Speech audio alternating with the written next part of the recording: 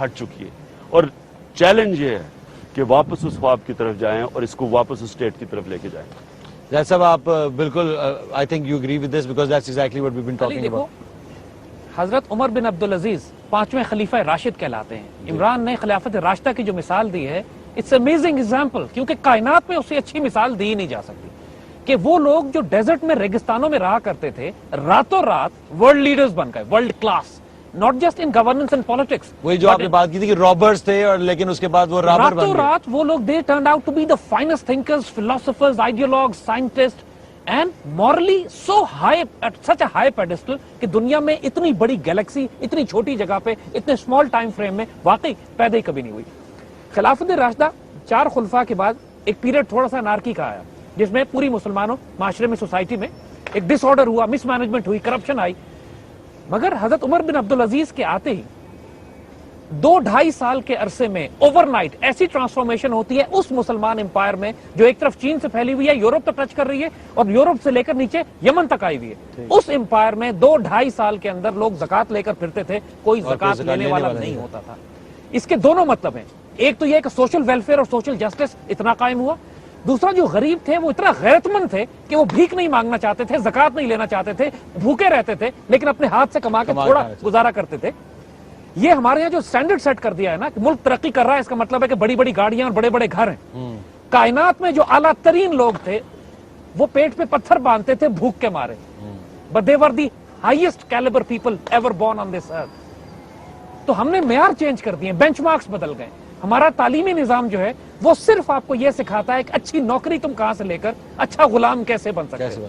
اس کی اس پورے تعلیمی نظام میں کوئی ڈائمنشن ہے ہی نہیں کہ جو آپ کو ڈائریکشن دے, اقبال بنائے, آپ کو اسپرچول انلائٹنمنٹ دے یا آپ کو وہ ڈگنیٹی اور self respect they, critical thinking they, وہ کریٹیکل تھنکنگ اور سب سے بڑھ کر عزت نفس دے کہ یار اس طائر لاہوتی, اس رزق سے موت اچھی جس رزق سے آتی ہو پرواز میں کوتاہی.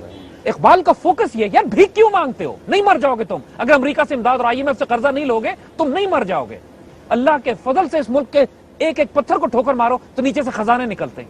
لیکن ابھی ہم کہتے ہیں اللہ کا شکر ہے کہ زمین کے نیچے, کیونکہ اگر خزانے ابھی نکل آتے تو یہ کھا جاتے سارے. ایک میں آپ سے سب حضرات سے یہ ایک ایڈ جی جو زاہد نے بڑی اچھی بات کی. دیکھیں اللہ نے انسان کو ایک ہمیں ایسا ایک اللہ نے جب اشرف المخلوقات بنایا ہے تو ہمارے سب انسانوں میں اس نے اتنا پوٹینشیل پیدا کیا ہے, یعنی کہ ہم کوئی شاید 5% بھی ڈسکور نہیں کرتے اس پوٹینشیل, لیکن وہ پوٹینشیل نکلتا کیسے ہے جب آپ اپنے آپ کو چیلنجز کے سامنے کھڑا کرتے ہیں. اللہ نے جسم بنایا کہ میں اگر اس کے اوپر زیادہ ویٹ اٹھاؤں گا تو میرا بازو تکڑا ہو جائے گا. اسی طرح جب میں انسان ایک بڑا چیلنج لے گا میں بڑا انسان بن جاؤں گا. کوئی پیدا نہیں ہوتا بڑا, یا کہ پیسے سے نہیں بن جاتا, یا کوئی اچھے تعلیم سے نہیں, چیلنجز سے بنتا ہے.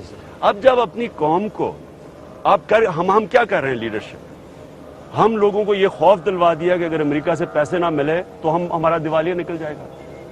لیڈرشپ, میں ایک ٹی وی پروگرام پہ جیو کے بیٹھا ہوا تھا اور میرے ساتھ فیڈرل منسٹر بیٹھا تھا, تو میں نے اس سے کہا یہ نیا جب یہ امریکہ یہاں سے لوگوں کو اٹھا کے ہم پکڑا رہے تھے, امریکہ کے پیسے لے کے اپنے شہریوں کو ڈاکٹر عافیہ جیسے امریکہ کے حوالے کر رہے تھے, میں نے کہا کیا آپ امریکہ سے یہ نہیں کہہ سکتے کہ ہمارے شہریوں کی بھی وہ رائٹس دے دیں جو آپ کے اپنے شہریوں کے ہیں. ٹی وی پہ بیٹھ کے فیڈرل منسٹر نے کہا عمران صاحب ہمارا تورا بورا بنا دے گا امریکہ. تو جب آپ کی لیڈرشپ میں یہ خوف ہو تو وہ کیسے قوم کو لیڈ کر سکتی ہے اور پیر پہ کھڑا کر سکتی ہے. دیکھیں اگر آپ قوم بنتی اپنے پیر پہ کھڑا ہو کے, جب مل کے لیڈرشپ اور عوام قربانیاں دیتی ہے قوم کھڑی ہو جاتی ہے. لیکن کبھی ایسی بھی قوم بنی ہے کہ دوسروں کے جوتے پالش کر رہی ہے, خود بڑے بڑے محلوں میں رہ رہی ہے, عوام کا بیڑا غار کیا قرضے چڑھا رہی ہے عوام, 12 گھنٹے بجلی نہیں آتی ہے سر, مینٹل پیشنٹ. اور ان کو کیا فرق پڑتا ہے, ان کو کیا فرق پڑتا ہے, ان کا رہن سہن تو دیکھیں. ان کو کیا پتا کہ عوام کے اوپر کیا گزر رہی ہے. قربانیاں عوام دے, عیاشیاں یہ کریں اور نوکری کسی اور کی کریں, تو وہ قوم کیسے کھڑی ہو سکتی ہے. بالکل صحیح کہہ رہے ہیں. ایک بریک لیتے ہیں, اس کے ساتھ واپس آتے ہیں اور we'll go on.